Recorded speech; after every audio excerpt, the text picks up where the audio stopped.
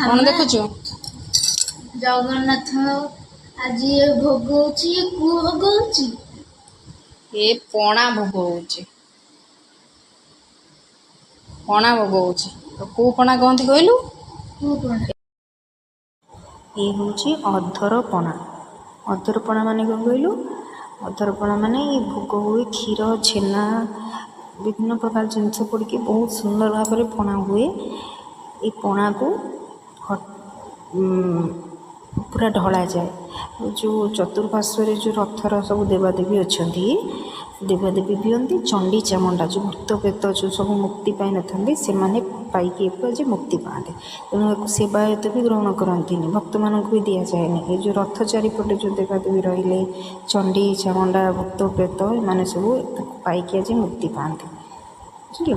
ତେଣୁ ସେଇଥିପାଇଁକି ଅଧର ପଣା, ଅଧର ମାନେ ଗୋଟେ ପଣା ମାନେ ପିଇବା ପାଇଁ ପଣା। ବୁଝିପାରିଲୁ?